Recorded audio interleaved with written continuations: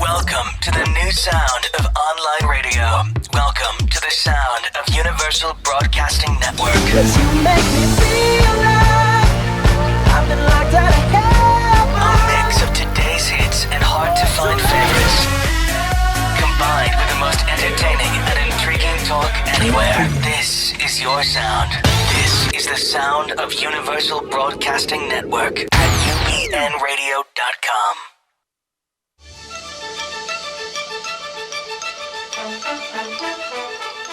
Ladies and gentlemen, direct from the Universal Broadcasting Network, located at the historic Sunset Gower Studios in Hollywood, and locations across the country and beyond. This is SHOWBIZ Nation Live with Michael Roberts. Your weekly look behind the curtain featuring the latest news, reviews, interviews, and performances with the artists that shape the magnificent world of the performing arts. I'm your announcer, David Friend. And now, curtain up, put your hands together. Here is the host of SHOWBIZ Nation Live, Michael Roberts.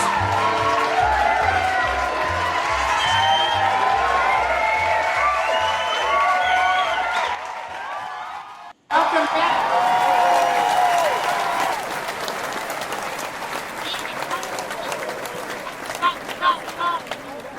Back to season 2 of SHOWBIZ Nation. My God, we got renewed, Barbara. We did. We were not canceled. How about This that? is a really good thing. Got 21 episodes. Hello, Tony Sweet. Hey, Michael and Barbara, how you doing? Doing great. Ladies and gentlemen, thank you, and welcome back to what's going to shape up to be a very interesting season. Changing the format a bit. Of course, we are out and about in Ocala, Florida right now, but we're going to be really all across the nation this year, from Chicago to Los Angeles to Milwaukee to Texas to London, doing some work with the Royal Opera House. So SHOWBIZ Nation is going to be not just nationwide, but worldwide. So, of course, I have my bestie in the world, Barbara Fitos, over here, who has brought her fabulous locations. Introduced Angie Lewis, who I just introduced. How are you? My God. I'm doing well. It's been too long. I know. It's good to be back. Although we've seen each other every day, Of just course, outside of the just camera. outside of here. So catch us up on Ocala and what's been going on. It's been a busy summer. It's been a real busy summer. You would think that, everybody's in downtime because of vacations Not and here. whatnot, but not here. That's uptime for It's- Ocala, It really, isn't really is. And there's just so much creative and wonderful things happening in the arts community and the cultural community here in Marion County. And we're getting ready to launch an incredible fall season. And you, by your very lonesome, brick and mortar, have built the new Riley Arts Center. But you're just at the Founders Club, so like reception Sneak for, preview, they called it. which is going to be the new home of the Ocala Symphony. Matt Wardell is the conductor. But give us a little history of the Riley Center, which is, and we'll show you pictures of it next week, but it's a magnificent structure. Exactly. And the new layout inside is gorgeous. It's really, really gorgeous. They've taken the old city auditorium that was built in 1936. It was a Works Progress Administration project during the Depression. And it was home for all of the events in Ocala for all those many years, proms and concerts and any kind of production in terms of music and things of that sort. And of course, after that many years, it kind of went into more of a hiatus, if you would. And they still had some convention type things there, some special events there, some antique shows and things of that sort. But the structure was aging and had some damage to it over the years. And the city of Ocala really said that it's really not safe anymore. So they really shut it down about 10 years ago, and it's been shut down for all of that period of time. And the symphony came along and said, we're looking for space to do our performances, and let's look at Riley. Let's look at the old city auditorium. And because it's a world-class symphony who's been doing their concerts at the horse sale. Exactly. The Calibrator Sale Pavilion which during the week they sell thoroughbred horses right. and wonderful horses. But they retrofit it for the concerts 4 times a year or 5 times a year. And, but it is a place where they sell horses. So not necessarily the best acoustics for symphony performances, but they did a magnificent job there anyway. So they were looking for their own performance space and said, why don't we take this historic building and see about refurbishing it, because it has wonderful bones and wonderful structure. So they put And a together- wonderful park. It's in Tuscaloosa It's in Park, Tuscaloosa which is Park, so it will absolutely be the anchor. Tuscaloosa is becoming the cultural hub for Ocala, Marion County. It's just off the main square in downtown Ocala. Am I correct in saying that Marion County is either the first or second largest county in Florida? We are, I believe, the 5th largest. Or the 5th largest county? We are 1,666 square miles. It's about the size of the state of Rhode Island. So that'll give you an idea of the scope. Hear that, Rhode Island? That's right. So again, they did an investigation, did some soil borings and things like that, and determined that indeed the building could be refurbished. Wow. And could be refurbished to the point where it would have wonderful bones and wonderful acoustics for the symphonic orchestra. And that's exactly what happened. They did a wonderful capital campaign, raised over $2.5 million for the refurbishment of that beautiful facility. And they're getting ready to open on October 23rd. Is But opening this up. all happened so quickly. About a year and a half. Yeah. It took a year and a Yeah, half. but even construction, right, Barbara? They are doing an incredible job. Amazing. Incredible job. So we're very, very excited. That will be an anchor at Tuscaloosa. It will be an anchor for this community in terms of not only the symphonies events, but all types of performing arts events there. So Brilliant. brilliant thing. So, and their first performance of the Ocala Symphony Orchestra was at the City Auditorium. Yeah, I didn't know that. Yeah, so this is the anniversary of this performance. It was around this time of year. You know? So, yeah, A serendipity. plethora of Yeah, information. serendipity. So, yeah. And that's what they're doing, serendipity. Serendipity. And before we get to our guest here, I do want to announce, through Broadway in Chicago, kind of have a scoop that Beautiful, the Carole King musical, which starred our friend Jessie Mueller, who won the Tony Award for playing Carole King on Broadway. The tour is launching, and its first or second stop is going to be in Chicago, and Abby Mueller, Jessie's sister, is going to be playing Carole King on tour. So we want to kind of everybody on that, and that opens in December at the Oriental Theater in Chicago. So we will be talking to Abby and the cast of Beautiful, and also during the week we're going to have we're going to be doing some pre-interviews with the touring cast of A Dutchman's Guide to Murder, which won the Tony Award last year. So lots of Tony Award winners coming up. Very good. But a woman who needs no award. But I'll take one. And she is all woman there, but she will take one. Exactly. Ladies and gentlemen, State Farm, saleswoman of the decade, of the century. But Angie Lewis, chairman President. of the Marion Cultural Alliance. Welcome. Thank you so much, and thank you for coming.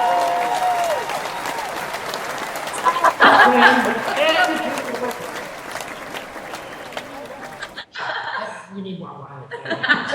What is the Marion Cultural Alliance? The Marion Cultural Alliance is it's a wonderful organization that was actually designed to be an advocate for all the arts, performing arts, visual arts, musical arts. Our ultimate goal is to raise money and give it right back to the community that we live in all things arts. If you have taken any kind of stroll around downtown Ocala and you see the beautiful painted horses, that is actually where it started. It all started with a public art project back in 2001, and $800,000 was raised through the public art auction of the Horse Fever Project that started the Marion Cultural Alliance. Half of that money was given to the 25 artists that were chosen to paint those horses, and they then took that money and decided which charities of choice in the community to give back to. So all that money, and then the other half of the money then went to forming the Marion Cultural Alliance. So since inception, the Marion Cultural Alliance has given out probably around $250,000 in cultural grant awards. We are also housed here at the beautiful Brick City Yes. Center of the Arts. So what we're able to do here is to support local artists through displaying their art, selling their art for them, having events, and all of those things. And we have our big cultural grant award breakfast coming up on September 24th. And it is a breakfast, ladies and gentlemen. It is. Because it's almost a year since I've been down here now, and yes, it's a breakfast. Is it at the Hilton? It is Yes, at the At the Hilton. At It's a 7:30 breakfast. a.m. And we will be giving, this year we're going to be increasing the amount of awards. So we're giving $20,000 in. To me? For everything that you're doing for our community. We appreciate it so much. But to several organizations here in town. When we talk about Tuscaloosa and you talk about the sculptures, that is one of the programs that we support. We support the Ocala Symphony. We support Appleton Museum. The Ocala Civic Theater. There's a great ballet group that last year came to us and they needed a floor for when they traveled, that they could do their performances as they traveled. So they needed a traveling floor. So that is how they use their money. So a lot of different things that are happening, that it all stays local. And it's so important that organizations like this exist because the funding, not just on a national level, but on local levels through government, are being cut left and right. Absolutely. I mean, there's nothing left for community organizations. And it really, the end person that it affects is the youth. Right, well, and that just kind of ties into, we had a group of the Bellevue group. We were able to give them a grant last year as well. And that was the arts program was just completely taken away. And all they asked for, they're like, we just want the materials. If you could just get us the money so we can buy the materials, we form our own art group and just keep it alive and going. So that was another opportunity. And we're starting at the Marion Cultural Alliance. We're getting ready to launch, in addition to that grant funding that we do, because that's something you have to submit for and kind of follow the guidelines, is we are forming what is called the For Friends Fund, which I think of as kind of like a go button. It's going to be when someone's got a new idea, or they're wanting maybe to do a new public art project, or they're needing funding for supplies, or they're needing some of those things. They'll be able to come to us and say, hey, this is a project I'm wanting to do, but I just need some help getting it going. So we're starting a separate fund so that we can be able to, on the spot, go, yes, here's some money, go for it. So I'm excited about that one. That's So great. what does art, I mean, since you come from the corporate world, what does art mean to you? And why are you involved in this organization?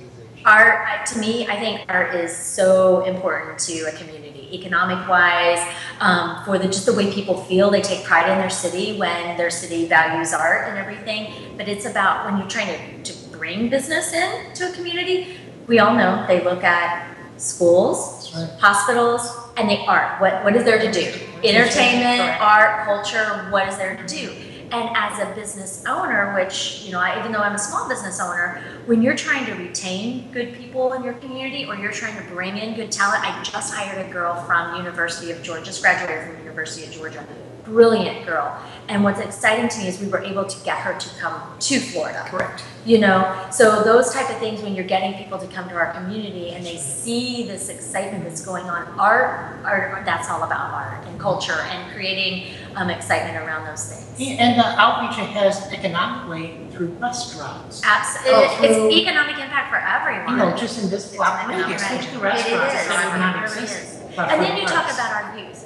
When you talk about kids who perform well in school, they're involved in art, they're involved in music. It's not always just sports, but that whole side of it. There's something about using that side of your brain, and those kids tend to do well in school as well. So why would we take that away from a school? I've never understood that. But they do. I know. They do. Because it's One of the first. That's right, because it's the politically the easiest and most And expedient to come. And it's it's negatively impactful That's right. on our students. And you don't see the impact until decades later. Yeah. So, and I'm gonna put you on the spot a little bit. Only because, I produce a lot, and so has Barbara's been involved in the arts for years. Talk about what insurance companies, insurance agencies, how they're like the base of some of these production houses, and because you need insurance in every aspect of the arts. Right. So can you talk about that? Well- And talk about like some of the, not policies per se, but if somebody's going out to produce a show, Okay. right? what do they have to look for, like insurance-wise, for, if they're renting a building, they're doing things like this, it's bond and stuff like that? I always tell everyone that, to me, insurance, of course, I'm in the business, so insurance to me is, it's just like if you were going to build a house, or just like when they're redoing the symphony or whatever. What did they do first? They did the ground. They made sure the foundation was good. And when I think of insurance, I think about that is the foundation to any plan, your financial plan, your business plan, all of those things, because if you have a gap, if you've got something that you're not covering and you have something happen, you have a loss, you have someone fall and get hurt, you have, a fire, you have a break-in and someone steals your things, what's going to happen? It can financially destroy you, which then can either put you out of business, or you're going to have to get into all of your savings or all of your retirement or something to pull from to make that happen. So I always talk about, I just feel like it's the foundation of what you're doing. You have to have it. If there's any cracks or gaps in that foundation, you could lose everything. So that's the way I look at insurance. Of course, I'm in the business. Right. Before I got into business, I never really thought about it that way. But it's amazing how many organizations and production overlook the most basic. Right. And it's one of those things. It's like people don't enjoy it. You don't. It's not something you can touch and feel and eat, and So it's one of those things it's like very difficult to write that check for sometimes. But when you have something happen, it's one of those you're like, look what happened in the Louvre, right? That's right. I mean, exactly. that. And at the London Museum just recently too. Okay, so. Yeah. And that check is written to Angie Lewis, 1GIE. Exactly. So, let's talk about this amazing exhibit. I don't know if you can see around us, but it's the second year I've seen it, and I was an emotional wreck last year, and kind of this year was the Healing Heart exhibit. So, why don't you explain? The Healing Heart exhibit is on its 7th year. And it is brought to us by the Mental Wealth Coalition. And what it was a group of people. I know the Centers was involved in the very beginning of. I think Laurie Zinkin was involved in the beginning with the coalition and everything. Was what is it that we can do for some of these organizations where people are suffering addictions, they're suffering depression, they're suffering, some sort of pain. There's something about art that is healing. And so this wonderful group of people, I had nothing to do with any of this. I just happened to be a part of it. When I got involved with the Marion Culture Alliance, decided let's get these people together. Let's give them a platform where they can tell their story through art, and then let's showcase that to the community. So what we've done is every year for 7 years now, they have a month. This year it's September, it's the whole month of September, that we have several organizations in town that have come. They have their art displayed, and people, beside every piece of art, as you look around, is the person's story. So you can see their art, you can get their story through their art, and then they tell their story about what are they going through. And when you come, like you said, when you come as an outsider and you go over and you read a piece on the wall, and you see this art that's beautiful, and then you read the story, and then you're like, wow, this is so much bigger than the things that we deal with. You know what I mean? Exactly. We get all like, oh, this happened. But no, these people are dealing with real issues. They're dealing with abuse. They're dealing with addictions. They're dealing with mental illness. And so it hopes when people come in and see this that it will tug at your heartstrings a little bit, and that you'll want to give back. You'll want to support these art, groups. no matter what art it is. I defy anyone that sees an exhibit like this to go out into the world to see any art the same way again. Oh, exactly. Because you might not have to have, you don't have to have the description. Yeah. Just to think what is, it could be the most famous artist in the world. What are they dealing with? What are they at doing? that time Right. that they're doing this? And so we've got the Alzheimer and Dementia group that has over here. We've got the PACE Center for the girls. Just point at me. Oh, it's over here. It's over here. I'm putting up the place on the wall. I've been on the weekend. But, and you've got, all kinds of organizations. Hospice of Marion County, has their art displayed here. Absolutely. I mean, they're angels. They really are angels. We've got the College of Central Florida. Their psychological and rehabilitation club is here. We've got the Vines who has the Women's Trauma Center is displayed here, and the Arnett House. And can I show my piece? You can. Okay, I want to make By sure. piece you mean painting. Yes, exactly. Yes. But We're on next to show though, so you can show anything you good, want. great. So this piece I was drawn to. This was done by the Alzheimer's and Dementia group, and There you go. when I saw this piece, I kind of giggled a little bit because it didn't follow the format that everyone else Oh, I was like doing. it. So And you can. I bet when I found out the story behind it, it's a 92-year-old lady, and she wrote a story about how her and her husband, that they loved each other so much, and their favorite thing to do was to dance together. And her husband's favorite thing to do was to play his violin and watch her dance in her fancy red dress. And I just love that. And she talks about how they loved each other so much, and that's what she brought to us through her art. So $75. See? $75, all the art here, $75. Yeah. This is going home with me. Yes. And So- anytime I'm mad at my husband, I'm going to look at this and just to remind me. of And you should see your husband. He's a cutie.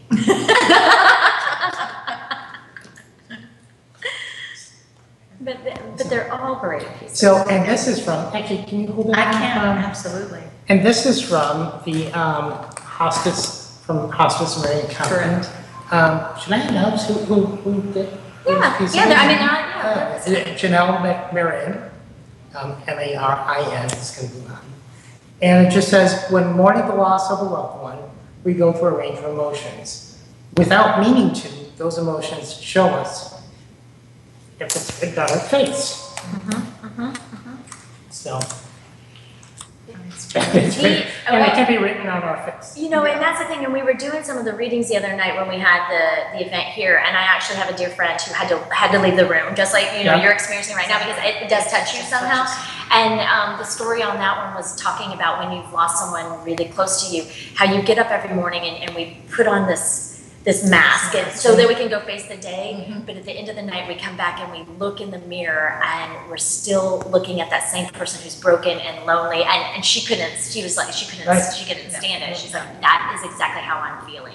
And so those are some of the pieces. We've got some of the pieces where some young girls are sharing that they've almost are dealing with a demon. They talk about having issues somehow.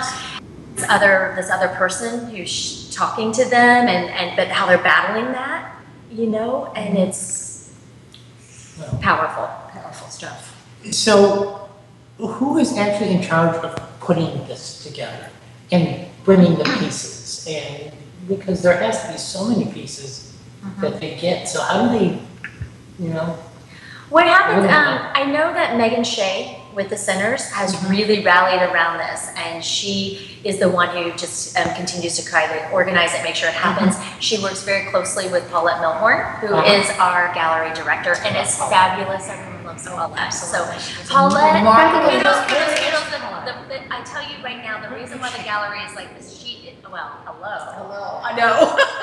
She's gallivanting around in the Niagara Falls. or Yeah, somewhere. Niagara Falls, Canada. So which she well deserved, because she has, the last year, she has basically just made this gallery so fabulous, and we're just so Her lucky. bedroom's right back there. Yeah, exactly. So she does Almost lives sleep here, yeah. She does live. I mean, she is here morning, sun up, sundown, pulling up tables and Exactly. chairs and making it happen for the artists. So she's very passionate about the art in our community. So talk about Bagging at the Brick. Oh, Bagging at the Brick, yes. So Bagging at the Brick was, I guess, back in the 80s, Barbara, Yes. because I've been here 10 years and and started a little bit before you got here. and it was very popular. very, very popular. And then it kind of went into a little bit of a hiatus. Right. But it's been Trying resurrected to bring and it just back. to bring people back downtown. So you come down for lunch, For it's once a lunch. month, and it's the second Wednesday of the month, and you bring your bag, it's called bag it, you bring your bag lunch, like several of the Stellas and the different restaurants have specials. By the way, I don't know if anybody can see it, because it is kind of dark outside. That's our Stella's. Awesome. We love Stellas. That's our style. It's awesome. Second home. Yes, but you can pick up lunch at the great restaurants downtown, bring it in, and then there's going to be either a performance. We've had the Ocala Civic Theater perform. We've had Bill Roberts, how I wanted to be a cowboy. Oh, yeah, come in, and yeah. he told his story about living his dream of becoming a cowboy and sharing his art. And we've had storytelling, Quilts. Yeah. Greg quilts. Thompson. Greg Thompson came in and shared about being an actor, director, and talked about the Ocala Film Foundation and the film festival that we have here. So it's just an opportunity to bring all the arts together and have people come and share. And it's an hour, and it's just a beautiful way to spend your lunch. Barbara's belly dancing class? Yeah. Oh, yeah. I missed that. Yeah. Too bad. Well, I'll make sure we have her back for that for sure. So, Have the scarves. We can go get some tambourines from the wedding. So you need to take care of things. and one of the other hats you wear is the Silver Springs Food Festival. Absolutely. And I know we've been having some meetings and stuff, so. We're so super excited about this year. And so what's happening this year, what's different, Okay, what can you announce, what can you not I announce? can announce a couple things. I can announce one, we've extended the days. It's April 4th through 12th. We're in our third year. That means we're growing. We doubled the amount of filmmakers that attended from the first year last year. And this year we already have submissions coming in. We have, I can confirm, I can say that we have James T. Walker. Are you familiar with James Timmy Walker at all? Well, from Good Times? No, different Jimmy Walker. James T. Walker is just, And you got it, Animator. yes, and so he will be with us the entire week. And the Appleton will be doing, they're gonna be having an animation display during that time, so he's gonna be doing some speaking there. He'll be doing some speaking down here at the theater, and then we'll have one of his films, or maybe a couple of them during that times too. We have Wendy McKenna is looking at hopefully coming back. She was beautiful Sister Mary in Sister Act, and just finished a film, so she's looking at coming back. Tony and Lisa Spiridakis will be back. And we have some announcements that we can't say for sure now, but Stay tuned. Yes. So I'm super, super excited. It's going to be an amazing festival. And talk about the dinner that happens with the film festival. Okay. Yeah. On the Saturday night, it's the most beautiful dinner in all of Ocala. I have to And the say. weather always holds out apparently. It does. It's perfect. So what we do is we call it the longest dinner table in Ocala, and we set it's the awards dinner for our filmmakers. It's the night that we announce who's won Best Picture, the Choice Award, all of those. So we set up a table all along the street right in front of the historic Marion Theater. And we have 160 guests, and we have 10 restaurants who serve an amazing dinner right there on the street. And we have local designers who come in and they work with the restaurants. And so every table is designed differently. No one talks about what it's going to be before, and they just surprise us, and it just gets amazing. We do our awards. We have a band afterwards, and everyone just dances and parties in the street. And it's just the ending night to such a great festival. It's so much fun. Because on one side we have Wendy's, Burger King, McDonald's. There is none of, we have Stella's, Mark's, La Cuisine, Oh, La Cuisine. all the top-notch restaurants. Yes. Well, we do have to get to our other interview because we're running out of night. I told you. No, it does. Time flies. So, come back whenever you want. I absolutely, thank you so much. You're both so, thank you for all you're doing. We appreciate it. And this goes through, the Healing Hearts goes through September 30th. Yes, it does. And what's the address here? I should know the Oh, address. yeah, it's right here on our brochure. I should just put it on the top of my head. That's the brick.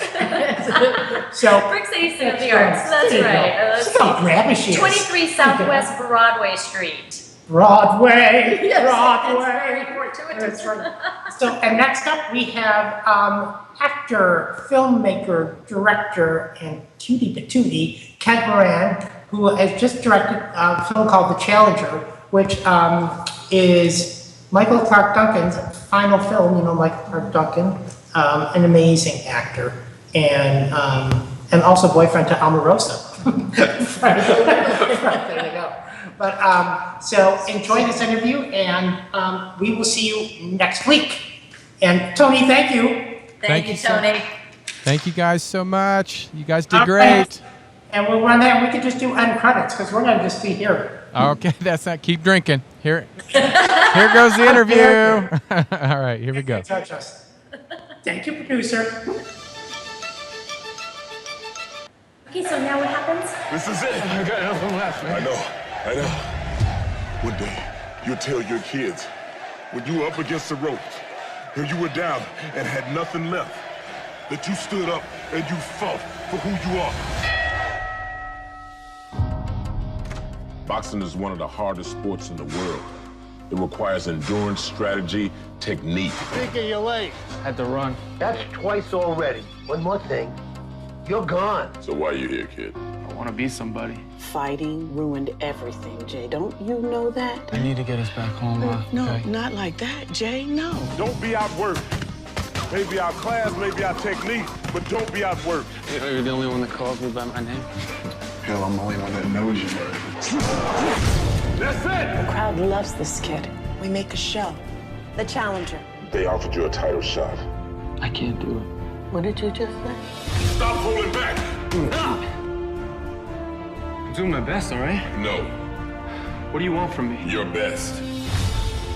If you don't stand up and fight for who you are now, right now, you never will. This kid's an underdog. America's an underdog. So on those days that you don't feel like working too hard, somebody's working. How hard are you willing to work? I'm afraid. I know. We show people his life. Home, training, everything. Follow him right up to the fight. It takes more than knowledge to be great. It takes something special. Pop and I never had it. I think you just might. The champ of the Bronx versus the champion of the world. Hold on to your seats, folks. We got a fight on our hands. The champ has never seen a challenger like this. Just try to do like you. Be somebody. It's suicide, Jay. He'll kill you out there. I've seen too many boxers waste their talent, waste their lives because they were afraid of losing, but mostly afraid of winning. When I first met you, they didn't even know your name. Now listen to him. That's my son. He's out there fighting for me. How you want to be remembered? How you want to be remembered? Welcome back to Showbiz Nation. I'm a huge fan of my next guest. I'm here with Kent Moran, who is the writer, director, star of a new film called The Challenger, featuring Michael Clark Duncan, which opens nationwide September 11th. It is the story of a auto mechanic who makes it into the world of boxing big, and it's really about socioeconomics, reality television. It is an amazing film. So, welcome to the broadcast, Kent. Thank you so much. I'm so glad to be here. So, you were talking earlier. Just tell me a little bit about why this film, how it came to fruition, all that kind of good stuff. Sure, yeah. So, before I had even, written Listen to Your Heart, I wrote this script, and this was the first script I'd ever written. I didn't know much about screenwriting at the time, but it was just a story that it felt like something I wanted to tell. Then we made Listen to Your Heart, and then one of the investors on that movie had always wanted to do this script. So we started out with a certain budget, and then I went after some cast, and we were able to raise more money. And then at the time, I was meeting with Michael Clark Duncan's agent as an actor, and he recommended that I look at Michael. I hadn't even thought of him at the time yet. And once I realized how perfect he would be for this role that I had written, I was like, yeah, definitely. So I sent him the script, and he ended up loving the script and wanted to come on as executive producer as well. And then once we got him, I think it was just easier to, make all the other pieces fall into place. So, people, it's, I guess, the description would be it's a boxing movie, but it's so much more than that, because everybody says boxing movie, Rocky. I mean, people just had that correlation. But this film really delves into so many issues, including race, just the whole socioeconomic structure, and especially how it speaks to our time about what families go through just to make ends meet during a day, especially in New York and the Bronx right now. Can you speak a little about that? And what was your focus as a writer? What did you want to get through to the audience? Definitely. Well, thank you. I'm glad you picked up on all of those elements of the movie. That's definitely part of what I was trying to get through. At the time that I rewrote the script, we were in the middle of the recession and everything, and also my great my great uncle was a professional boxer, actually. That was the original reason I wanted to tell a boxing story. But I sort of wanted to make it a modern day, telling of what it's like to be a boxer. And I set it in the Bronx because, this particular area in the Bronx not only is sort of a traditional boxing location where a lot of boxers come out of, but it also was an area that was struggling, and I thought the audience could relate to, coming out of the recession, following this kid who is sort of down on his luck, hasn't found himself yet. And at the heart of it, it's really a story about believing in yourself. And so with me and my transition into acting and music, I sort of wanted to relay that message in this as well, something I can relate to just in my own life. So how did your character change, Ken, from the time you started rewriting the script till what we see on screen? Like when you started the process and started writing and then getting with the other actors, how did your character change for what you thought it would be? So when I started, I think the character, starts out as someone who doesn't believe in himself, who doesn't have a direction and things like that. A lot of things have gone wrong in his life. And it's the family dynamic and those around him that sort of, especially Michael Clark Duncan, his character sort of help him to see what he's good at, what he's got going in his life, and he's like a mentor. So I think this sort of family dynamic, without giving too much away, sort of builds him up and helps him to realize what his path is in life. But it's not until he himself believes in himself that he can, take that journey. And so what I love about the film, though, is that it's very much a stage play on film. That's kind of how it feels, because the moments are just so truthful, and the acting is so truthful. But there's an arc to all these characters that finally comes together, which you don't see in a lot of movies.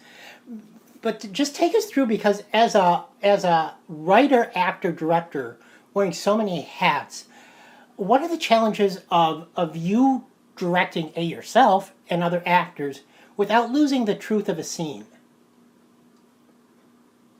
It's a good question. That was, definitely my biggest hurdle, I think, was figuring out how to manage all that.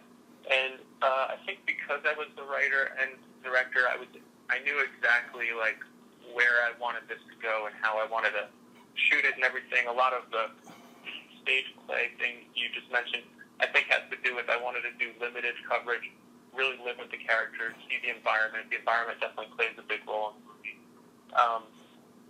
And so it really, to me, was being prepared with knowing all my shots and knowing everything, relaying it all to the key crew members, that when we were on set and actually filming, we could, take our time and really live in the truth of the moment and stuff.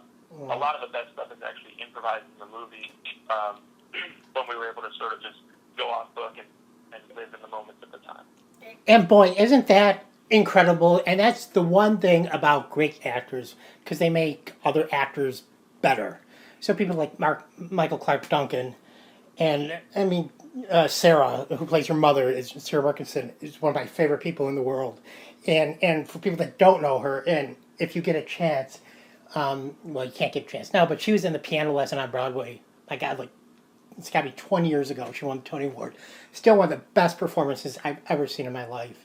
Now she has a career playing judges on all these TV shows. So she's amazing. Yeah. No, I mean, that's exactly right. I learned so much from them. It was sort of strange to be directing them, but to be... Those are two actors that, when they come on set, the first take to the last take, they give you something you can use, something that's great. And then after, the third or fourth take, we would just let it go on from there, let the scenes continue on. And that's when you just find those gems of moments that I think are really great. Yeah. Now let's talk about something people really don't know about the industry as a whole. I mean, how many years ago did you make this film? It's got to be, 5 now? 4 years? And it's just now coming to national distribution, right? Right, so it was 2012 that we shot the film, and we actually even shot a little bit in 2013 after Michael had passed. Right. He had actually finished all of his filming and had no voiceover or ADR issues, which was, a blessing in disguise. But, the visual effects of all the crowd scenes and all that stuff, that's really what took so long. We had a small budget and time is what we had to work with, so I just wanted to make sure it was done as good as could be before we released the film. And it played the film festival route for a while too, didn't it? Yes, exactly. Yeah, we took it across the country to, I think, 13 festivals and won some awards and had a great experience with that, so that was great. And how was it filming in the Bronx? It was fantastic. I loved it, and everyone in the community was very welcoming. We filmed it at local Bronx gym.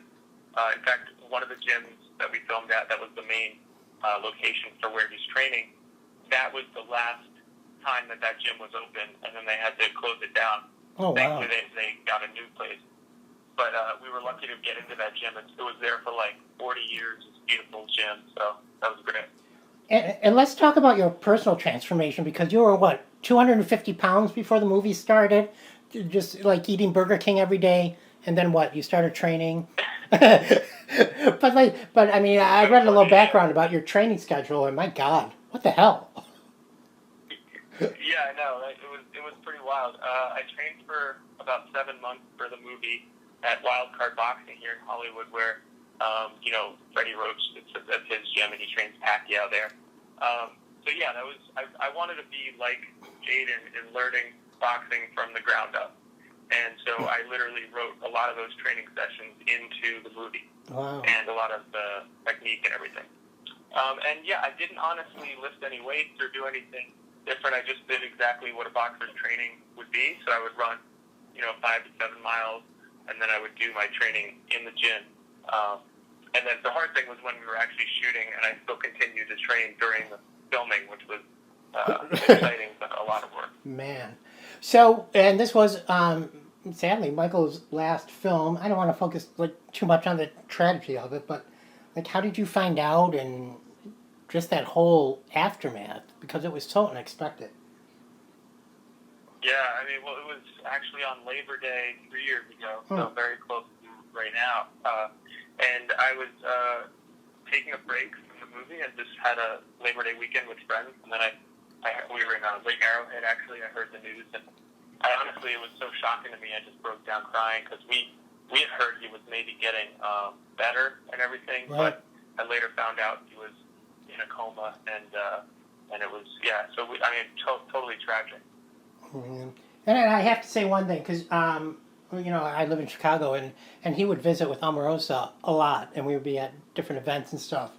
And boy, those two were in love. No matter what people feel about her, that woman loved that man. I mean, you could just see it. Oh, yeah. I mean, it was crazy. Yeah, she was on set, too, almost every day. She's a lovely woman. Yeah.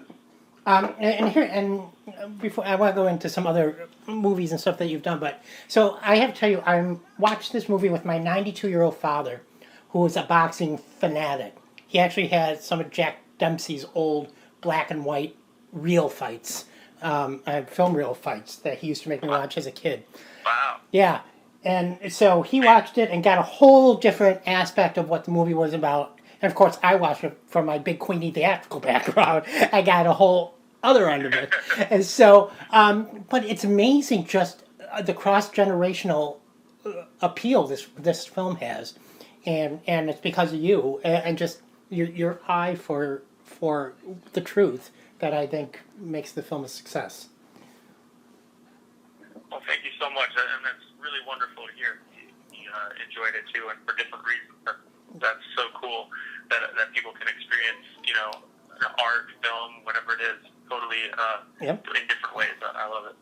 Absolutely. So let's talk about some of your earlier work, because you've worked with some of the greatest there is. Julie Taymor, and Across the Universe, and of course Sybil Shepherd, and Listen to Your Heart. I mean, both films. Let's talk about Listen to Your Heart. I know it's been a few years since that film, but my God, that movie just makes me cry. The whole end of it is just craziness.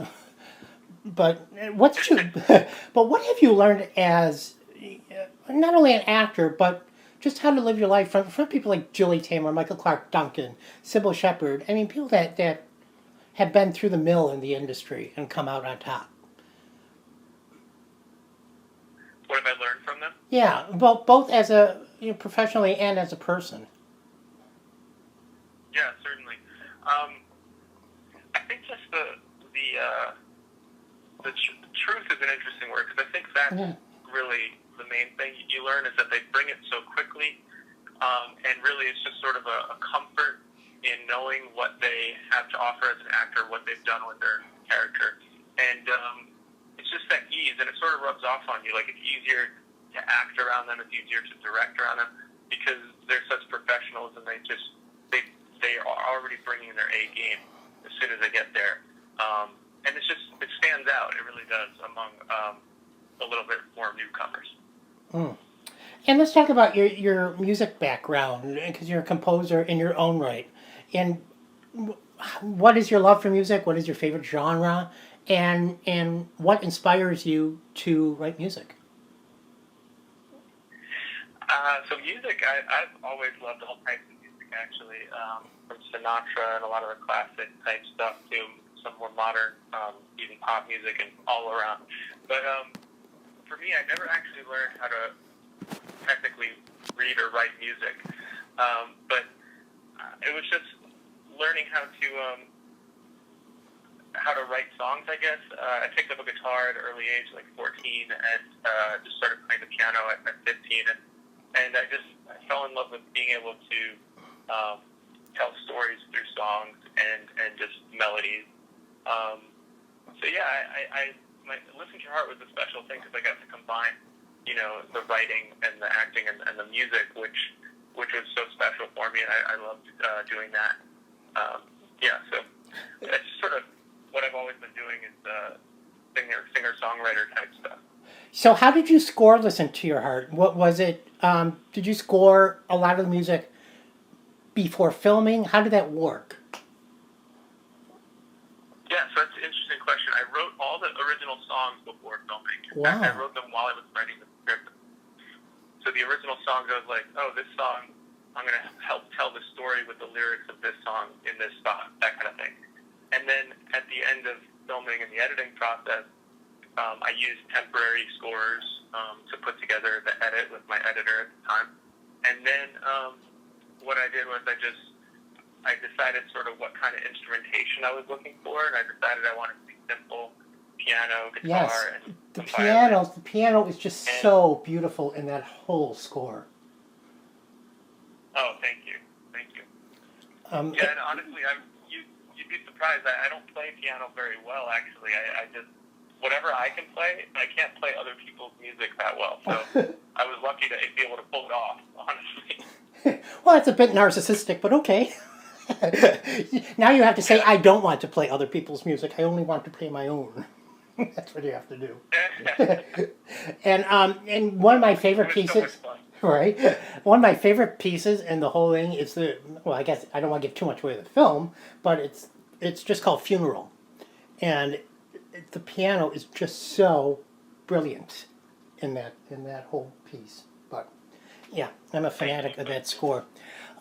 So I know you have a couple films coming out. Oh, another person I want to talk about real quick, because I know he's in a couple films of yours, is Ernie Cimbella, who is just craziness on stage. But because you got to know Ernie, during Listen to Your Heart? Or Across the Universe? Yeah, that's correct. Yeah. I cast him in that. Yes, he's brilliant. He's brilliant as a store clerk. He plays a store clerk. Great. I love working with Ernie. Oh my God. And that's the thing, I mean, you surround yourself with stage actors too, which is just incredible. I mean, I just pop them out like when they're on the screen. So, and tell me about the new film you have coming out, because the whole premise sounds interesting. About the drug-addicted fellow who finds a baby on the subway. Oh, yes. I co-produced that. I came in toward the end of that. with a good friend of mine, Keith Powell, who's a very talented actor, was on 30 Rock for a long time. And yeah, it's a very interesting drama set in the city about a guy who, essentially finds his baby and has to take care of it, try to figure out what to do with it. Sort of falls in love with the kid, and then I won't give out what happens after that, but you really should check it out. It's called My Name is David, and it's been doing the festival circuit as well and winning some awards, so it's another very cool film. So is it just a coincidence, my friend, that it deals with, both these films deal with children, babies that are found? It's really interesting now that you mention it. It is actually just a coincidence in this case, but very interesting. I ended up doing 2 projects like that. Wow. Oh, I thought there was something behind that. Well, there you go for coincidence. I thought I was going to unveil something very, very theatrical here. So what are you working on now? So I have a couple of scripts I've been pitching around town, and I'm just waiting to figure out which one is going to be the next. But one is a love story, a new type of love story, I'll say. And then there's a biopic and a comedy, so we'll see which one falls as the next one. Wow. Well, for the love story, can you do me a favor? And if you're starring in it, can you cast Justin Hartley as your lover? And just do some scenes for me? Please. I'm just kidding. Well, you are just a joy to talk to, and really, I mean, your career is just going to skyrocket. And look who you have looking over your career right now in heaven. He's going to guide you spiritually like you've never seen. Yes, thank you.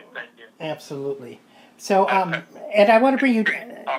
Absolutely, and I'm going to keep you on the radar because I want to get you down to a couple of film festivals I'm involved with and get your films out there, too. Cool. Very cool. All right, my friend, Kent Moran, and everybody catch The Challenger, which opens September 11th. Thank you. Thank you so much. Bye-bye. Take care. You too. The curtain is now coming down on another episode of SHOWBIZ Nation Live with Michael Roberts. Make sure to visit ShowBizNationLive.com and UBNRadio.com for information on upcoming shows and to listen to past episodes.